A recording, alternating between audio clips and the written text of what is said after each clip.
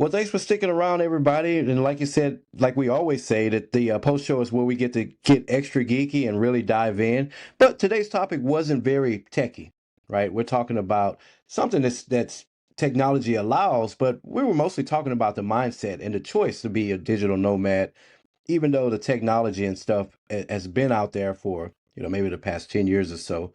But I wanted to start off the post show before we really dig into this thing, and to talk about some of our past. Right, Greg and I, we're sort of some remote work OGs, just to use a term that the kids use, and we knew about a lot of the etiquette and how to conduct ourselves while working remotely.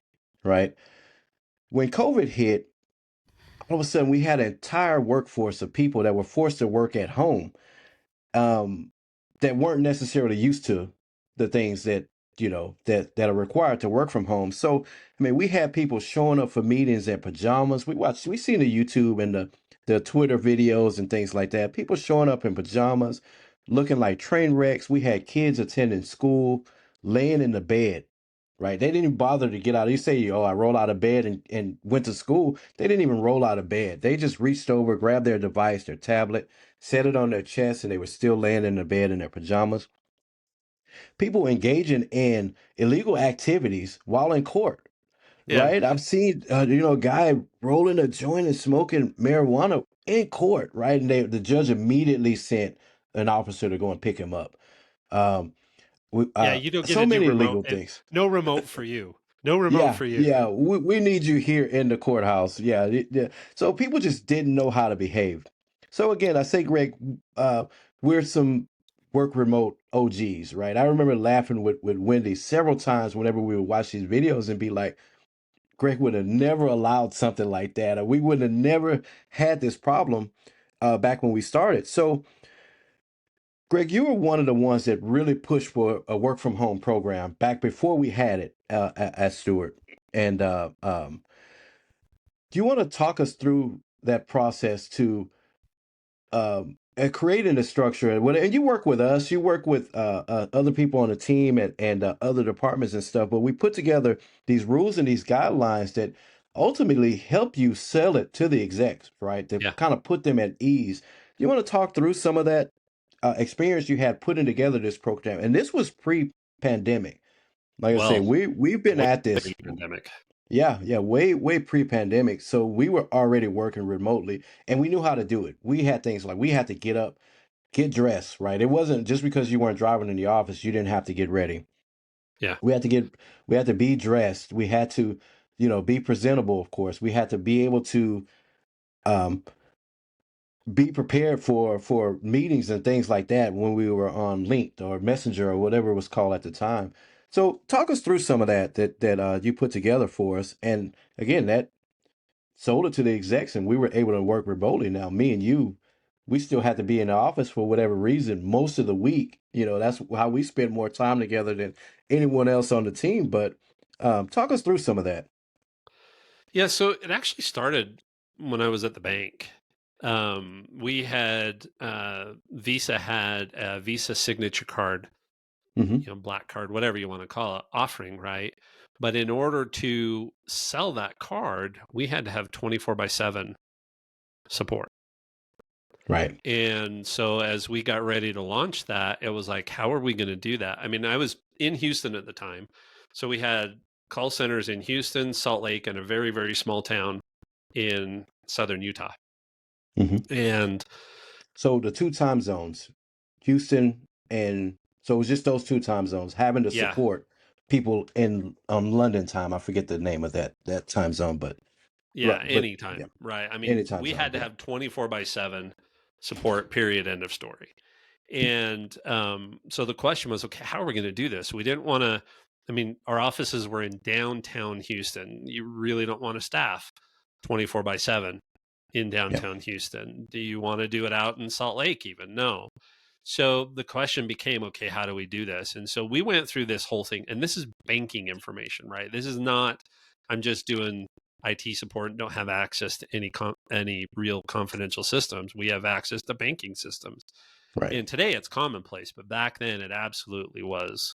Yeah. was not. Really And so sensitive information. Yeah. we went through this process of how do we pick who can do this? And of course, it was our best. And back in that day, you ranked all your call center agents 1 through 350.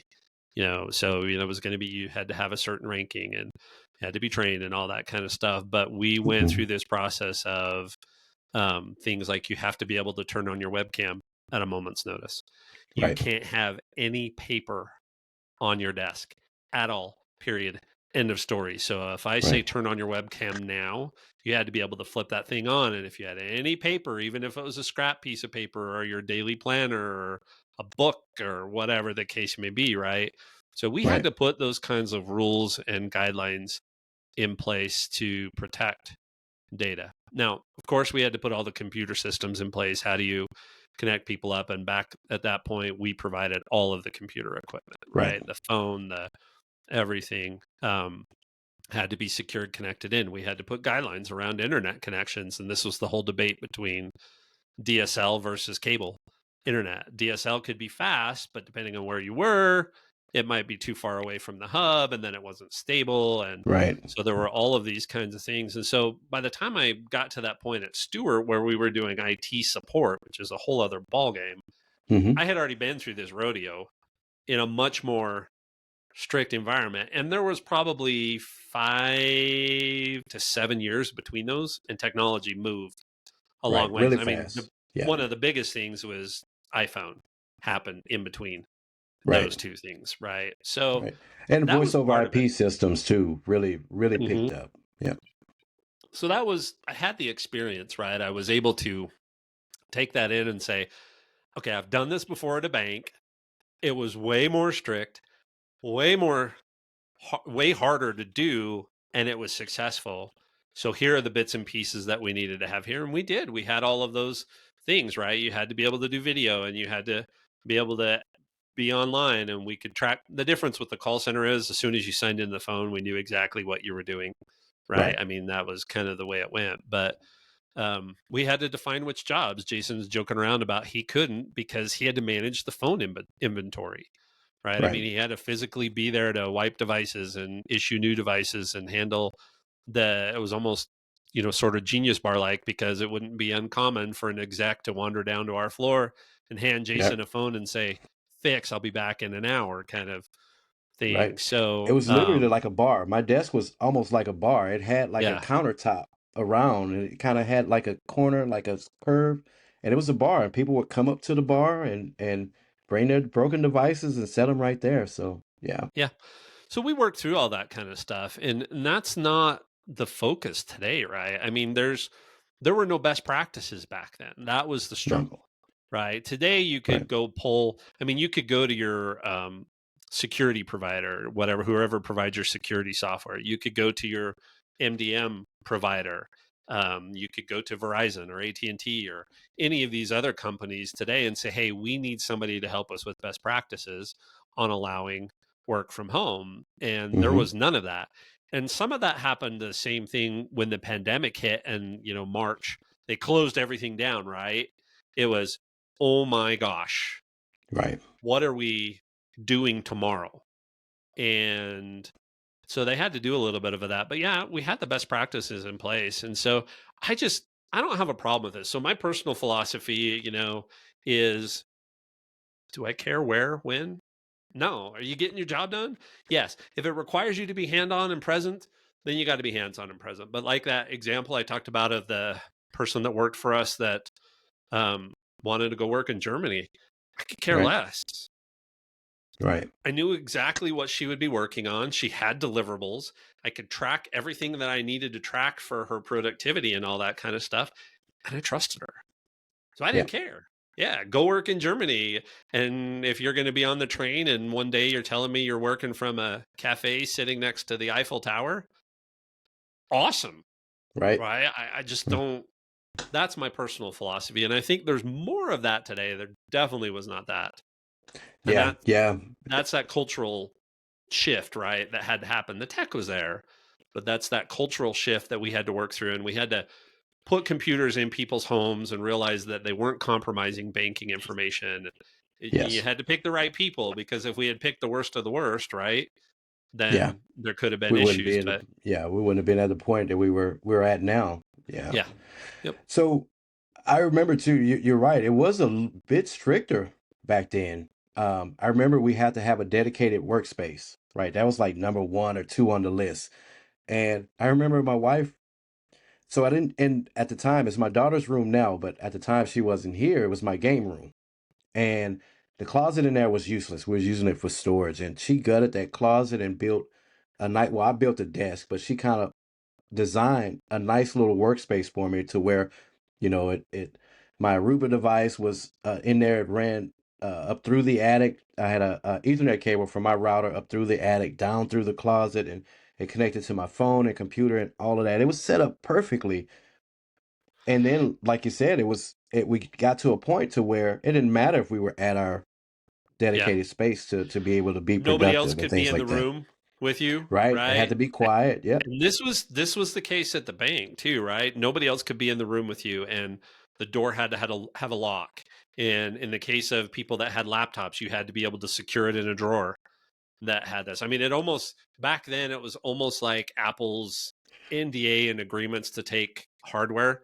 prototype hardware, right? That you're signing your life away saying no one will ever see this device. You're going to be in an interior room with no windows that has 6 layers of security. They're not that bad, but it's close, right? But that's It's how it had close. to Yep. be back then because you have to go through this transition of trust and you have to be able to prove that it's going to work. And in order to prove that it's going to work, you have to start as strict as you absolutely can and then open things Right. up, Right. right? And say, okay, this doesn't matter anymore. Oh, I've got a laptop. Well, we used to have glare screens on all of our computers, right? So nobody Hmm. could see that. Well, we've kind of gone away from that kind of stuff. And 4 levels of authentication and VPN connections and all this kind of stuff. And I mean, nowadays, a lot of companies, you don't even need a VPN connection. You just sign into Google and get to your Google Docs with your company credentials, or you're using Okta, right? SSO or Hmm. something like that to get into all of these services. And there is no VPN Right. connection, right? I Right. mean, Yeah. Well that beyond would not have been the VPNs. case back then. I mean, I still remember sitting in a hotel room in Chicago and listening to a presentation and texting our security lead and saying, "Am I okay to like tether to my phone?" And him going, "Yeah, your phone connection's good because Yeah. that's harder to interrupt, right? But do not touch the hotel's Right. Wi-Fi, right? Even with Yeah. VPN, please don't touch the hotel's Wi-Fi. Just use your cellular connection." Some of Right. those Right. conversations. Yeah. We've had that conversation with many people before. Stay off of the hotel Wi-Fi. Yeah, I know you're going to be flying through the where was it that we had the weird offices somewhere in Europe, and our execs would be flying through there. We know you're going to be in the off or the airport there. Don't touch the Wi-Fi. Please don't Yep. touch the Wi-Fi. Here's a hotspot, and we'll connect your phone. You can get to the internet any of these ways. We'll take care of Yep. that part. Please don't touch the Stay off the Wi-Fi. public Wi-Fi there. Yeah. So Yeah. and that's part of this journey, right? Getting into whether you want to call it the lifestyle career or the digital nomad life is getting that. Remember, I talked about that triple alignment, right? Technology, culture, and laws and legislation. And so Yeah. the laws and legislation are slowly catching up with some of this stuff. The cultural shift, there's a desire for the cultural shift to happen, but there's still some trust and things. I mean, these CEOs saying no one can be more productive somewhere else. Everybody has to be in the office. That kind of a blanket statement is just a lack of understanding and cultural knowledge, right? Because Right. yes, there are some jobs that absolutely you need to be in the office. I remember Steve Jobs made somebody when they found out they were living in Ireland, made them move to the Bay Area if they wanted to continue to do their job, right? And it's Yeah. just like, come on. So that's this cultural shift. And so there's this fight between the old school, I won't label generations, but there's this fight between this old school philosophy of it, if I don't see you, you're not doing what you're supposed to be. And this new Hmm. generation that says, if you don't trust me, I don't want to work for you. Yeah. Yeah. So let's talk about this new generation. Let's get back into digital Did I lead you into nomadism. that well enough, Jason? Is Yeah, that a that good was a good lead in for you? segue. Let's talk about this new generation and get back into digital nomadism. So, my first question, well, actually my only question, right? We're just going to talk this thing through. Why doesn't this new generation want anything, right? Owning a home, planting roots, like we keep saying, um, passing down property and assets through generations, right? It seems to me just that standard American dream or the average, and I the quote unquote. I'm saying it in quotes because the American dream is what you make of it, right? Everybody's dream is different, but and this is the rant part that I didn't want to sound like an old curmudgeon. Is it curmudgeon? An old Yeah. man just ranting about, but We'll see how the AI spells curmudgeon when it yeah. generates the text for this. Yeah. So here's my old man rant. Why don't and I can only talk about my sons and my children and future generations. Why don't they want anything? Why don't they want things like owning a home? So, and I say that because I see so many people, younger generations, inheriting these houses from their grandparents or their, you know what I mean, and they live in their family home, but they're doing nothing to continue that generational wealth or that or continue the family or expanding that taking advantage of that opportunity that's been given to them, that's been left to them. So, and again, I'm not saying digital nomadism is wrong, but what happened to wanting to own a home? What happened to wanting to buy the album instead of just listening to the two songs on Amazon? Why doesn't a generation buy a microwave? Right? I mean, why are you ordering every meal through Uber Eats? You don't want to learn to cook? Not everyone has to learn to cook, and not everybody's going to be good at it. But these things that we grew up with, we were trained, these responsibilities and things that we grew up with, then this generation just can't be bothered with having it. And again, I'm not saying they're wrong for it. I'm asking the question, why don't they want these things? Why don't you want to own a home? Why don't you want to have these roots and have something to pass down to your children, even though you don't have any children yet, right? Yeah. Even though children aren't on the radar for you. And I think when we talked about the article via text, I said my number one problem with this is that you live this lifestyle when you're 20, but when you're 39, you say, I wish I would have bought a home when I was 39 because now the price has tripled from Yeah. what it was then. So now I've met the woman or the man of my dreams. I focused on my career and all that. Again, I'm not saying you're wrong. There's nothing wrong with that, but you focus on your career right out of college.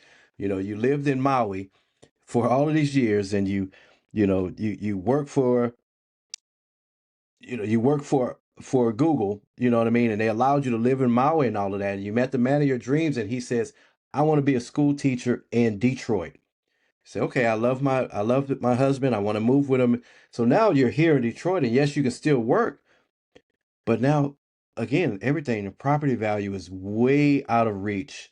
You're Yeah. having to rent apartment. He's working full time. You're working your excellent job, and you're barely being able to pay for this condo that you're renting and things like that. So anyway, I'm still ranting and I'm probably repeating myself, but I don't want my children to live this lifestyle or anyone's children, my grandchildren, to make this choice when they're 20, and then again when they're 40, they're regretting the choices that they made.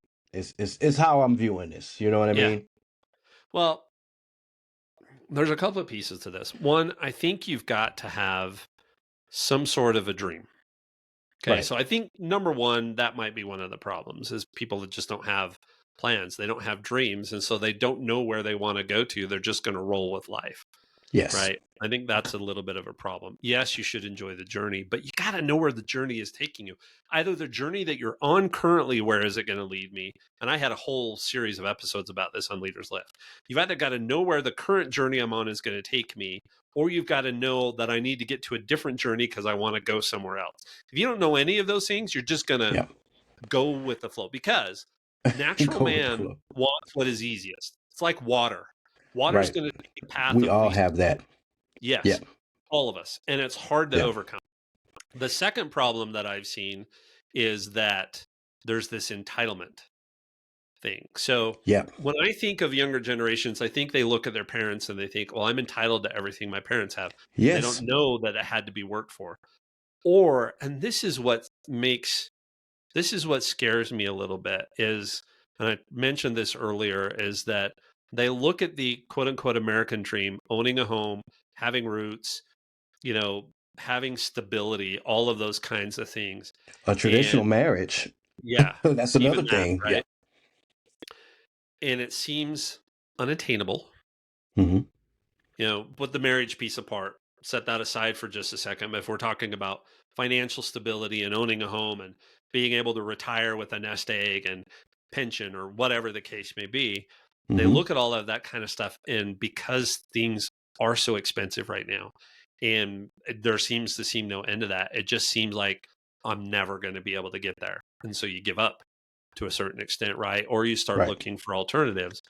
But then here's the other thought that came to me while you were talking is how many of these folks, two different things. They could have seen their parents, and maybe they didn't see their parents, how their parents got to where they are today.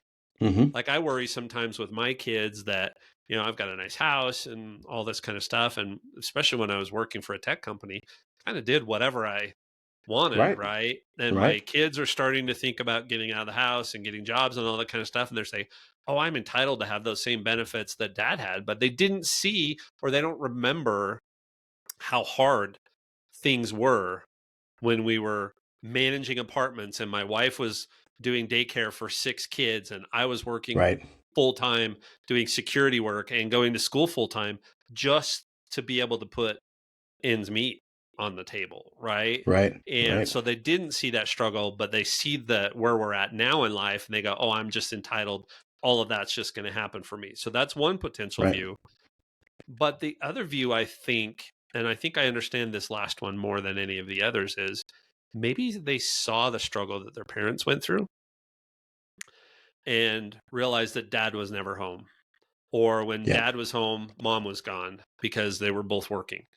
And it was always about money and always about money and got to make more money or we don't have enough money and all of that kind of stuff. And maybe they see that and they go, yeah, that's not what I want. That particular one, I think I could understand better than maybe some of the other. I especially get frustrated with the entitlement and I don't want to work for it. I Right. just want it.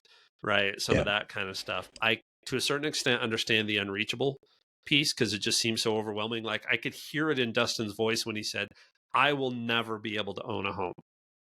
Right. I could just hear it. And he wants to be a musician and Yeah. not a rock star, making $6 gazillion a year kind of musician, the kind of Yeah. musician that teaches and plays in a symphony and does private lessons and wife also has a job in order to make ends meet and he's just going, I'll never be able to afford a home. So I could Right. hear that Especially this, where that is, if he's yeah, in New York or somewhere like yep. that. Yeah.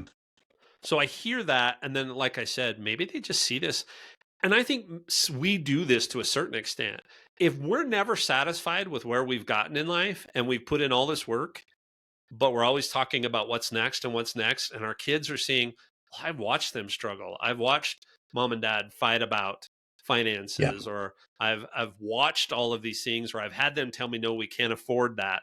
But you can't go to so and so's birthday party because I can't afford to buy a present for you to take to go, right? If they've seen Right. all of that kind of stuff and all of this effort and everything that mom and dad have put in, and mom and dad are still going, it's still not good enough. Yeah. Yeah. So those are my takes on why they do this. And there's a lot of that that's influencing my current state.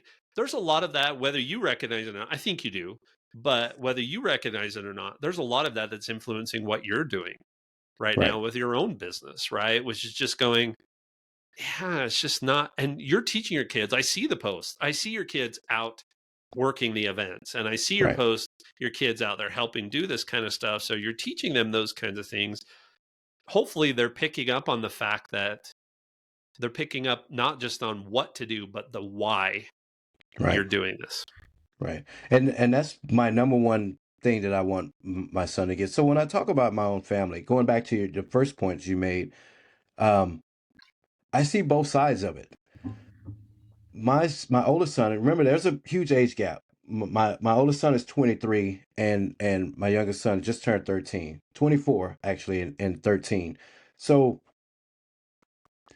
I was a different parent Oh yeah. raising my oldest son, right? Yep. He saw me with the crappy jobs, and he saw me with, struggling, and getting the lights cut off and things like that. And then, you know, as he grew up, then I met my wife. um, I became a different person. I was ready to grow up and become a man then too. And that was this shift from the person. Even some of the old friends and stuff I run into, I'm not the same person that I am now. So got married. About 5 years into the marriage, then my middle son was born. He was born to a different father. Career wise, I was in a better position in my career. I made more money. Hmm. So he didn't have to see the things that he saw. So I see the difference. My oldest son, he knows those struggles and stuff that we've been through and all of that. Whereas, my middle son and my daughter, they don't Yeah. they don't know any of that. So I do try to push him to come to work and stuff like that. And I tell people all the time, the number one thing I want him to do to get out of life is to be like, man, my dad worked hard. He worked every weekend. He forced me to work every weekend. I'm not going to go that route. I'm going to go to college and become a doctor, a lawyer, or something. Yeah. Or on the flip side, he's just going to be a hard worker. And I'm happy with either way. You know what I mean? He's going to say, I don't want to do the college thing. I don't want to do the traditional thing.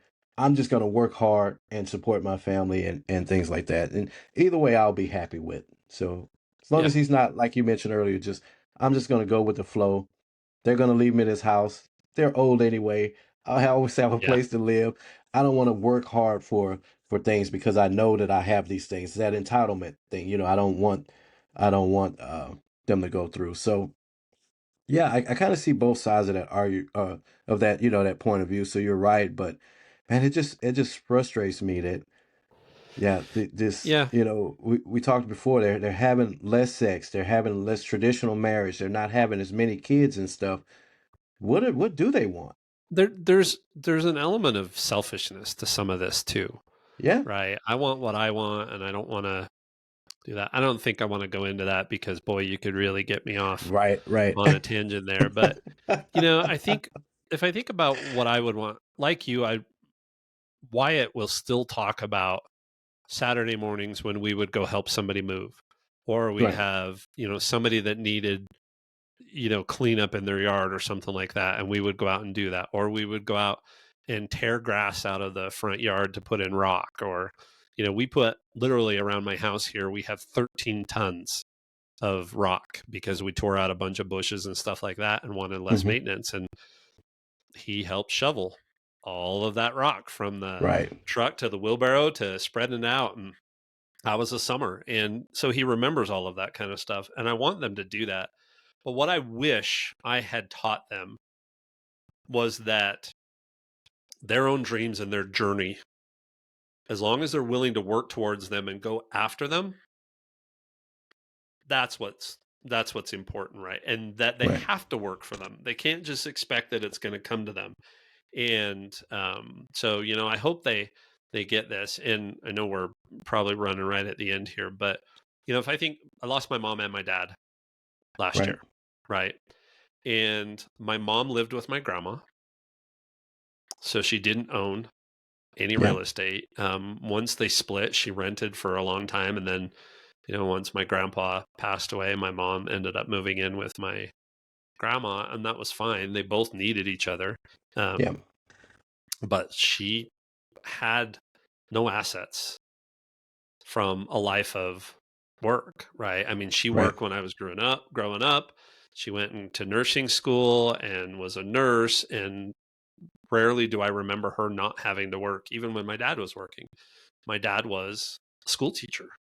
Hmm. And then, once he got out of that, did some other stuff, and then he got hurt really bad. He ended up with nothing to his name Yeah, either. And I just see how hard their lives were, um, to end up with nothing at the end. And not to get into it too much, but, you know, what was their real goal? I know my mom's goal was taking care of her kids. and her Right. grandkids. She just wanted to be in their lives. So she'd rather spend, hundreds or thousands of dollars on Christmas for everybody to have a good Christmas than for her to save up and buy a home. Right. Okay, that's a dream, right? Whether it sounds like it or not, that's a dream. That's what she would rather do. But I don't know that my dad had any sort of direction or thoughts about wanting his life to be better and wanting to do different things. And so I don't want to make Wow. that same mistake, right? As I get later in life, I want to make choices that give me choice and give my family choices, and that we can enjoy those things that absolutely matter the most. So that's what I think is most important. Number one is Yeah. knowing what you want to get. This podcast is about getting more out of life through tech, but you and I are both about getting more out of life, period. End of Yeah. story. In order to do that, you've got to know what you want to get out of life, Yeah. and you've got to be willing to work for it and pay the price. Yeah. Like I tell my son, not a week goes by that I tell my son, don't let 20-year-old Jalen make decisions that's going to affect 40-year-old Jalen. Yeah. So don't make decisions now. It's okay to work in a certain direction, work towards those goals in life, but don't make decisions now that's going to affect 40-year-old Jalen. Don't back yourself into a corner. That's the Right. biggest thing. Yeah. Course Yeah. correcting along the way, always, always going to be course correcting. And that's why I was telling you before we started recording today. I'm trying to figure out, I know where I want to go in this transition. And last Mm-hmm. night I couldn't fall asleep because I was trying to figure out every step between here and that end destination. That doesn't work because life Yeah. doesn't work that way. But what I can do is say, what are these next 2 or 3 things that I can start working on and make Yeah. those steps? And then go, okay, am I still headed in the same direction? Yes. Do I want to still head in the same direction?